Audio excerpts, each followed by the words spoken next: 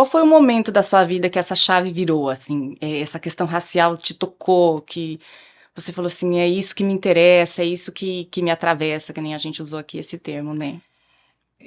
Tem vários episódios, né? Vários episódios. Conta, conta tudo. Eu tava falando ontem, né, para um colega meu que essa pergunta sempre me fazem porque eu sou uma mulher branca. Então as pessoas Isso. ficam preocupadas, em dúvida sobre por que uma mulher branca Uhum, fala sobre o racismo, né? Então tem vários episódios. Eu venho de uma família que sempre teve um comportamento racista muito ostensivo, público, falava abertamente sobre isso, nunca foi uma coisa constrangedora.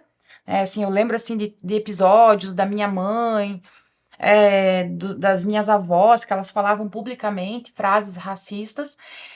E aquilo, não é que aquilo eu pensasse na época que era errado. Na época eu sim. ouvia aquilo e achava aquilo normal. Mas Uhum, com o tempo, eu acho que, em parte, porque o Brasil se transformou muito na época em que eu estava na escola, os anos 90, especialmente os anos 2000, essa discussão começou a aparecer na educação pública. Então, na escola, eu comecei a ter professores e professoras de história uhum, que falavam sobre isso, apontando um problema. E aí aquilo começou a me causar uma tensão. Como é possível que pessoas que eu admiro tanto profissionalmente, eu era criança, adolescente, né, falem que isso é errado e eu conviva com isso num ambiente e não pense que isso é errado, né? Então, essa foi uma das primeiras tensões, assim, de eu ter professoras muito bons, muito comprometidos com a causa da docência, mas com da desconstrução dos uhum. preconceitos e conviver numa casa em que isso era tão latente. Então, aquilo, né, você Contraditório, né? contraditório, aquilo vai te pressionando mentalmente. Pra você se definir numa posição. Para você dizer se você é racista ou você não é racista. Uhum, E isso na minha experiência de vida assim pessoal. Quando eu fui para a universidade pública, né, eu sou aquela primeira geração do Bolsa Família, a geração que pegou todas essas tensões sociais, o Brasil se revelando racista. uhum, Porque a Bolsa Família, ela colocou em pauta isso, ela uhum. colocava, né, a questão do é, será que as pessoas que estão recebendo Bolsa Família, elas são incapazes por uma condição definitiva, genética, ou elas estão numa condição de sofrimento social por uma característica histórica? São vítimas.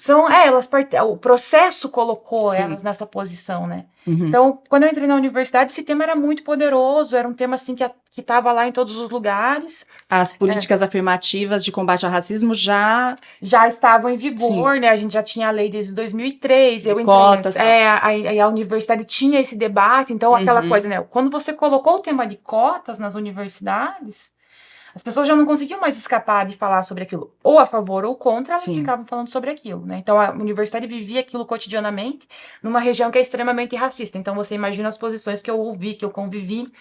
E aí eu lembro de episódios, assim, né, da coisa da discussão de cotas. E eu lembro que eu estava num departamento do qual eu fui professora anos mais tarde. Quando eu era aluna, né, estava na condição de aluna, um departamento que tinha 33 professores de história. Nossa. E desses 33 professores, não tinha um professor negro.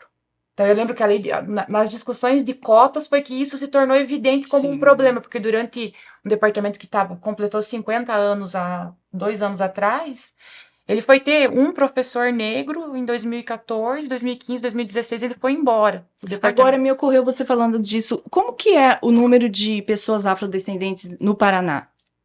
Proporcionalmente, então, de uma perspectiva histórica, o Paraná ele tinha uma presença de escravizados de origem africana muito grande no século XIX. O Paraná tinha uma condição histórica similar a qualquer outra região do Brasil com produção econômica ativa, né? Então, Uhum, a base da economia brasileira é a escravidão, 1500, 1600, 1700, 1800. O Paraná tinha muito escravizado no século XIX.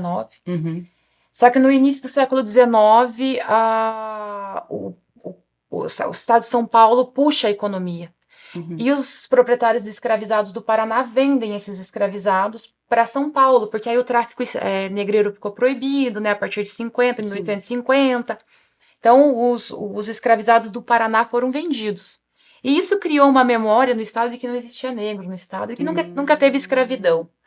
Então, teve um trabalho muito elaborado ali por historiadores do começo do século, a elite política, os próprios imigrantes que chegaram, né, para substituir essa mão de obra escravizada, vem uma leva gigante de imigrantes. E eles trabalham muito na construção dessa memória de que não tem escravizados, de que não tem negro e, portanto, não tem racismo. no estado, Isso né? é grave, né? Aí, por isso que eu falei, né? Tem estudos importantes. Na década de 50, quando a ONU fez aquela. Depois eu posso falar mais detalhadamente sobre isso, mas quando a ONU fez aquele estudo aqui no Brasil, porque tinha aquela crença de que o Brasil não tem racismo, né? E a ONU fala, então vamos estudar o Brasil, né? Porque se a gente estudar o Brasil, a gente vai entender por que não tem racismo ali, e talvez copiar o modelo sociológico para o resto do mundo. E aí o estudo que é realizado no Paraná foi feito pelo Otávio Ianni, que é um sociólogo ali orientando do Florestan Fernandes, muito próximo do Fernando Henrique Cardoso. E ele fala que no Paraná o racismo é assim. Velado. Paranaense sabe, o paranaense fala o paulista é racista, o pessoal de Santa Catarina é racista, o pessoal do Rio Grande do Sul é racista, o pessoal do Nordeste é racista, o pessoal do Norte é racista. Aí você pergunta pro paranaense, você é racista? Claro que não. Não admite. Mas ao mesmo tempo, essa não admissão é a única coisa que sustenta a inocência do paranaense no racismo, né? Porque você não admite. Quando você fala paranaense, isso inclui a região sul do Brasil ou só o Paraná? Não, pega a região sul, né? Esse estudo que eu estou fazendo menção, do Otávio Ianni, ele estudou especificamente o Paraná, o Fernando Henrique Cardoso fez Santa Catarina. Chegou à mesma conclusão, sei. mas com uma outra estratégia explicativa. Eles se dividiram em vários estados, né? Mas essa característica de perceber o racismo como um problema do Brasil.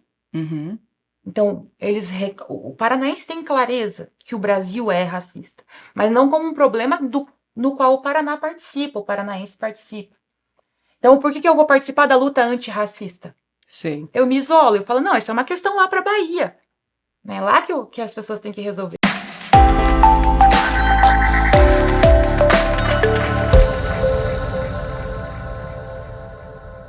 Obrigado por assistir. Se gostou do conteúdo, não esqueça de deixar o seu like e compartilhar com os amigos.